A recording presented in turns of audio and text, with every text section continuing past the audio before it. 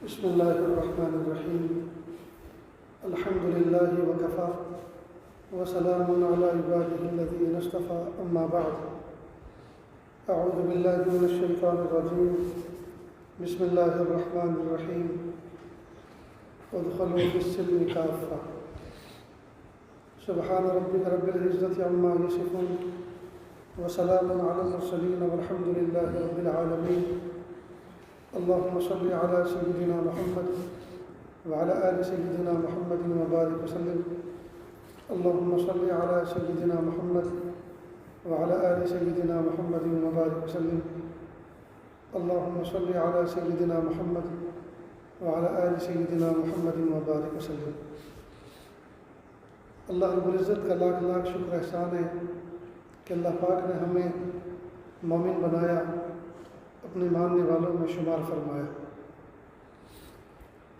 جب اللہ پاک نے ہمیں اپنی فضل سے اپنی قدرت سے مومن بنایا اور دنیا میں بھیجا تو ہمارے ذمے اللہ پاک نے کچھ کام بھی لگائے. جس طرح اللہ پاک نے اس کائنات کے اندر کوئی بھی چیز بے فائدہ بے مقصد پیدا نہیں کی، ہر چیز کا کوئی فائدہ ہے، اس کا مقصد ہے. ٹھیک اسی طرح اللہ پاک نے انسان کو اشرف المخلوق بنایا اور اس کو بھی بامقصد بنایا. سورج کا مقصد اور، چاند کا مقصد اور، دریاؤں کا مقصد اور، پہاڑوں کا مقصد اور، زمین کا مقصد اور، آسمان کا مقصد اور، ہر چیز کا مقصد بنایا اور بامقصد کائنات بنائی اللہ پاک نے. اس کائنات کے اندر جو اصل مین آف دا شو،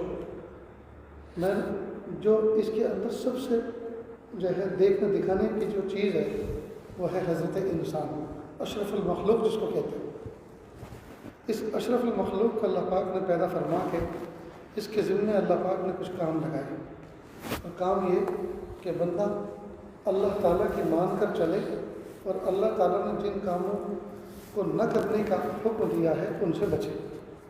یہی انسان کا کمال ہے کہ اوامر پر عمل کرے اور نواہی سے بچے. دوسری بات، اللہ پاک نے اس کی تربیت کے لیے اپنے محبوب صلی اللہ علیہ وسلم کو بھیجا، پیارے نبی کو بھیجا. اپنی کتاب کے اندر کچھ احکام نازل فرمائے جن احکام پر عمل کرنے سے انسان کی تربیت ہوتی ہے.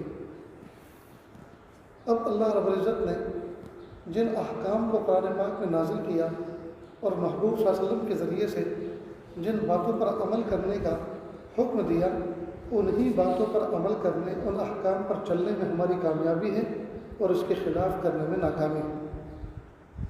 جیسے کارخانے والے، فیکٹری والے ایک پروڈکٹ تیار کرتے ہیں.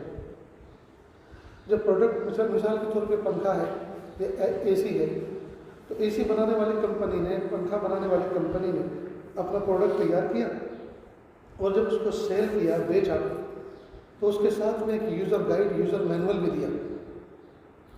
اس یوزر گائیڈ اور مینول کے اندر اس کی ٹرم لکھی ہوتی ہیں، اس کو کیسے آپ انسٹال کریں گے، کیسے اس کو آپ یوز کریں گے، کتنے اس کے والیوم ہیں، اور ساری کی ساری چیزیں لکھنے کے بعد نیچے لکھ دیتے وارننگ کا ان طریقوں کے مطابق اگر آپ اس کو استعمال کریں گے تو یہ چیز لانگ لائف چلے گی، اس کی زندگی بڑھے گی اور یہ نافع بنے گی.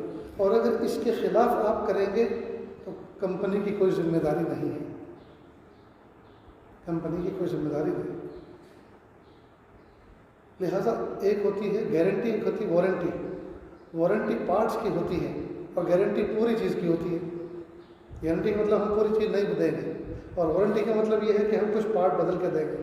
اس لیے کہ کمپنی والے ہوشیار ہو گئے، انہوں نے دیکھا کہ لوگ نقصان کر کے خود لاتے ہیں، ہماری چیز کا نقصان نہیں ہوتا اور پھر بدل کے لے کے جاتے ہیں.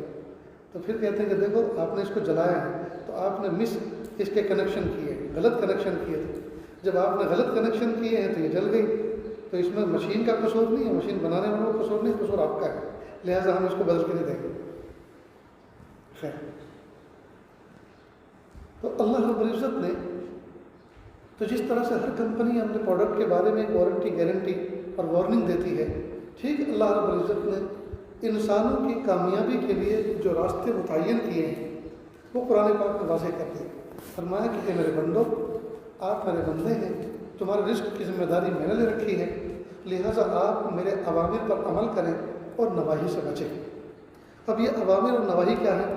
اوامر امر کی جمع ہے، اس کے معنی آرڈر، اور نواہی نہیں کی جمع ہے، اس کے مطلب جن چیزوں سے اللہ نے روکا ہے، منع کیا ہے کہ یہ نہ کریں۔ سوال یہ پیدا ہوتا ہے کہ یہ اوامر اور نواہی کیا ہے؟ یہ اصل میں اللہ کا منشا ہے۔ اللہ چاہتے یہ ہیں کہ میرے بندے اس طرح زندگی گزاریں۔ مثلا مجھے اور آپ کو ناچنے کو منع کیا، شریعت میں ناچنے کا حکم نہیں ہے۔ کس نے منع کیا؟ اللہ نے منع کیا۔ شریعت اللہ کی بھیجی ہوئی ہے، محمود صلی اللہ علیہ وسلم کی ہے۔ مور ناچتا ہے، مور ناچتا ہے کہ نہیں؟ مور کو کس نے بنایا؟ شریعت بنانے والا اللہ نے بنایا۔ مور ناچتا ہے اور ہمارے آنگن میں ناچتا ہے۔ اللہ اب ہمیں کہا کہ تم ناچنا مت، اور اس کو نچوا رہے ہیں، تو کہنا ہماری مرضی، ہم جس کو چاہیں روکے، جس کو چاہیں کہیں، تو حکم تو ہمارا چلے گا نا۔ یہی تو تمہاری آزمائش ہے، بھائی تمہیں منع کیا ہے، تمہارے دل میں جو ہے دھڑکن دل کی بڑھ رہی ہے، تمہارا پھدکنے کو، کودنے کو، ناچنے کو، ٹھمکے لگانے کو دل کر رہا ہے، لیکن ہم کہہ رہے ہیں نہیں، تمہارے رانگ، اس کے لیے رائٹ۔ ایک دوسری مثال، شریعت کے اندر ایک مثال کے طور پہ ایک بہن ہے، ایک ماں ہے، ایک بیٹی ہے، ایک بیوی ہے، چاروں، ماں، بہن، بیٹی، بیوی، چاروں گوشت پوشت کی بنی ہوئی ہیں، لیکن ماں کے ساتھ محبت کی نوعیت الگ، بیوی کے ساتھ محبت کی نوعیت الگ، بہن کے ساتھ محبت کی نوعیت الگ، بیٹی کے ساتھ محبت کی نوعیت الگ۔ بیوی کے ساتھ نکاح جائز، بہن، بیٹی، ماں کے ساتھ حرام، حالانکہ وہ بھی گوشت پوشت کی بنی ہوئی، یہ بھی بس اسی کا نام شریعت، اسی کا نام دین ہے کہ اللہ نے جو کہہ دیا اس کو ہم مانیں، ہم یہ حجت نہ کریں یار یہ بیٹی ہے، بہن ہے، ان کے ساتھ نکاح نہیں، اور یہ عورت کے ساتھ نکاح، ہم جو کہہ رہے ہیں وہ۔ اچھا یہاں تو یہ قانون ہے، جانوروں میں یہ قانون نہیں ہے، وہاں بیٹی بہن کا ماں کا رشتہ ہی نہیں، وہاں جیسے چاہے وہ زندگی گزارے، تو ان کے لیے اللہ کا نظام الگ، ہمارے لیے الگ۔ معلوم ہوا پورے دین کا خلاصہ یہ ہے کہ ہم اللہ کی مان کر چلیں، اللہ کے احکام کو مانیں، یہ ہے ہمارا کمال۔ ورنہ اگر ہم جانوروں کو دیکھیں کہ یار جانوروں میں تو نکاح کچھ نہیں ہے، جس کو جہاں اپنی خواہش پوری کرنی ہو، جس طرح سے پوری کرنی ہو کر لیتا ہے، پھر ہمارے لیے کیا کہ ایک وکیل اور 2 گواہ، مجمع اور مہر اور ولیمہ، یہ سب کیا؟ ہم بھی ایسے کریں تو کرو اور مرو، دنیا میں بھی اور آخرت میں۔ یہ پورا یورپ، پورے یہ انگریز، یہ تن کے گورے اور من کے کالے، یہ سب ایسے ہی تو ان کی ماں تو متعین ہے کیونکہ ماں کے پیٹ سے پیدا ہوئے، تو سب کو یہ پتہ ہے میری ماں یہ ہے، لیکن کسی کو اپنے باپ کا پتہ نہیں ہے، اس لیے کہ ان کے یہاں یہی آزادی، ذہنی آزادی۔ معلوم ہوا ذہنی آزادی کا نام زندگی نہیں ہے، ذہن کو اللہ تعالیٰ کے حکموں کا غلام بنانے کا نام دین اور شریعت ہے، اور اسی میں کامیابی۔ یہ ہے اسلام کی خوبی۔ اسلام کی خوبی یہ ہے کہ مان کر چلنا۔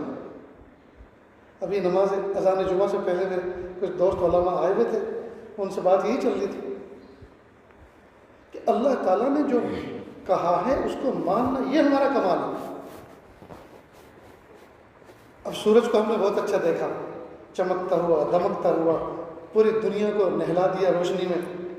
2 گھنٹے پہلے، اس کے اگنے سے 2 گھنٹے پہلے ہاتھ کو ہاتھ سجھائی نہیں دے رہا تھا، اندھیرا تھا، گھٹا ٹوپ تاریکی تھی جی، اور روشنی جلا جلا کے تھک گئے، میٹر تیز چل چل کے تھک گیا، یونٹ بڑھ گئے، اور ادھر سورج کی تھالی کیا نمودار ہوئی کہ ذرہ ذرہ روشن ہو گیا جی، سوئی دھاگے کا پہچاننا، اٹھانا، پکڑنا اور استعمال کرنا آسان ہو گیا۔ ایک کمرے کو روشن کرنے کے لیے اتنی ساری لائٹ، جب پھر بھی وہ ایسی روشن نہیں ہو پایا تھا جس طرح ڈے لائٹ ہوتی ہے، دن کا اجالا ہوتا ہے، اور اس پہ خرچ آ رہا تھا وہ الگ، یہ فری آف چارج اللہ پاک نے روشن کر دیا۔ تو چلو جب سورج کو اتنا روشن پایا تو کیا جھکے اس کے سامنے؟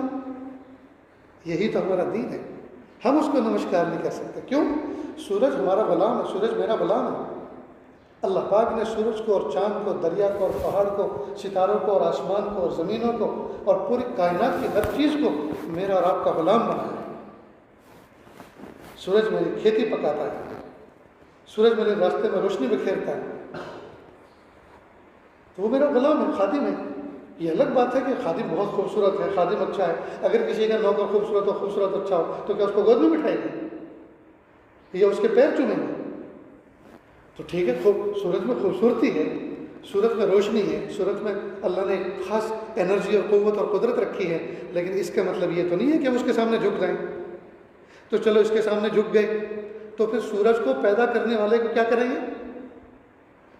کہ اس کے سامنے بھی جھکیں گے، تو پھر جھکنا برابر ہوا، پھر اس کا کمال کیا اور اس کا کمال کیا؟ تو جب دونوں کو تم نے باکمال سمجھا تو تم نے تو شرک کیا، اور یہ تو ہمارے یہاں رونگ ہے، منع۔ لہذا سجدہ تو صرف اللہ کے لیے، یہ گردن یہ کٹ تو سکتی ہے، جھک نہیں سکتی ہے، جھکتی ہے تو صرف اللہ کے سامنے۔ لہذا سورج کو ہم نمسکار نہیں کر سکتے، کرنا ہو کرے جس کو کرنا ہو۔ لکم دینکم ولی دین، تمہارا دین الگ، میرا دین الگ، تو اپنے راستے اپنے راستے۔ ہم تمہیں نفع نقصان سمجھا سکتے ہیں لیکن تمہیں ہاتھ پکڑ کے روک نہیں سکتے۔ تمہیں اگر جلنا ہے، تمہیں مرنا ہے، دنیا سے جلنے کی جگہ کرنی ہے، تمہاری مرضی ہے، ہر بندہ اپنی مرضی کا آزاد ہے۔ لا اکراہ فی الدین، دین کے اندر زبردستی نہیں ہے۔ لکم دینکم ولی دین، آپ کا دین الگ، ہمارا الگ۔ اللہ، یہ ہے اسلام کی خوبی، یہ ہے اسلام کی خوبصورتی کہ اسلام میں شرک نہیں۔ جس کائنات کے خالق نے جو اتنی خوبصورت کائنات کو پیدا کیا ہے، ہم کائنات کی خوبصورتی کو دیکھ کر اپنے مالک کی خوبصورتی کا اندازہ کریں۔ جب بٹر فلائی تتلی کو اللہ نے اتنا خوبصورت بنایا ہے تو تتلی بنانے والا رب کتنا خوبصورت ہوگا۔ جب مور کو بنانے والے رب نے مور کے اندر اتنی خوبصورت پینٹنگ کی ہے تو خالق مور کتنا خوبصورت ہوگا۔ جب میٹھے آم کو پیدا کرنے والے رب نے اتنا میٹھا آم بنایا ہے تو اس کا خالق و مالک کتنا میٹھا ہوگا۔ جب گنا اتنا میٹھا ہے، اس کا رس اتنا میٹھا ہے تو خالق گنا کتنا میٹھا ہوگا۔ تو ہم مخلوق سے خالق تک پہنچنے والے بنے، مخلوق کو دیکھ کر خالق کو پہچاننے والے بنے، اس کو کہتے ہیں معرفت۔ اور یہ مطلوب ہے، یہ ہمارا سبق ہے، یہ ہمارا ہدف ہے، یہ ہمارا ٹاسک ہے کہ ہم مخلوق کو دیکھ کر خالق کا اندازہ لگانے والے بنے۔ ہمارے دادا شیخ امریکہ پہنچے تو وہاں حضرت پیر فقہ صاحب نقشبندی دامت برکاتہ موجود تھے، تو ان سے کہا بچہ مجھے آپ زو لے کے چلو، چڑیا گھر، وہاں لے کر گئے۔ کہا مجھے ادھر لے کر چلو جہاں لائن شیر ہوتا ہے، تو وہاں لے کر گئے تو وہ کھلی جگہ، چاروں طرف اس میں نیٹ لگا ہوا اور اوپر سے کھلا، اور شیر اس میں پنجرے میں نہیں تھا بلکہ کھلا۔ تو حضرت گئے اور عصا پکڑ کے ایسے تھوڑی اس پہ لگا کر 1 گھنٹہ ٹک ٹکی باندھ کے دیکھتے رہے، اور جیسے شیر دھاڑتا تھا حضرت روتے تھے۔ پھر ایک ٹھنڈی آنکھ کھینچی، اور آنکھ کھینچنے کے بعد فرمایا اللہ تعالیٰ کی بہت ساری شان ہے، اس میں 2 شان بڑی نرالی ہیں، ایک شان جلالی اور ایک شان جمالی۔ شیر کے اندر، چیتے کے اندر، سانپ کے اندر، اژدہے کے اندر اللہ کی شان جلال ٹپکتی ہے۔ جب ہم اس شیر کے سامنے کھڑے نہیں ہو سکتے، کھلے بندوں اس کے سامنے کھڑے نہیں ہو سکتے، یہ اتنا جلال والا ہے، تو رب ذوالجلال کے سامنے قیامت کے دن کیسے کھڑے ہو سکے؟ اللہ۔ پھر فرمایا مور کے اندر، تیتر کے اندر، مرغی کے چوزوں کے اندر، بندر کے بچوں کے اندر، بلی کے بچوں کے اندر، اب یہ جو تتلی کے اندر جی شان جمالی ٹپکتی ہے۔ اللہ پاک نے جب ان کو اتنا پر جمال، اتنا خوبصورتی سے بھرپور بنایا ہے تو اللہ تعالیٰ ان کے بنانے والے کیسے خوبصورت ہوں گے۔ تو کہا کبھی اللہ تعالیٰ کی شان جمال پہ غور کرے اور کبھی شان جلال پہ غور کرے، کبھی شان جمال پہ غور کرے، کبھی شان جلال پہ غور کرے۔ یہ ہے ہماری شان، یہ ہے ایمان، یہ ہے مسلمان کی شان کہ وہ اللہ تعالیٰ کے احکام کو، اللہ تعالیٰ کی قدرت پر، اللہ تعالیٰ کی پیدا کردہ چیزوں پر غور کر کے اللہ تعالیٰ کے احکام پر آنے والا بنے۔ اللہ تعالیٰ سے دعا ہے اللہ تعالیٰ کے سننے سے زیادہ عمل کی توفیق عطا فرمائے۔ وآخر دعوانا الحمد للہ رب العالمین۔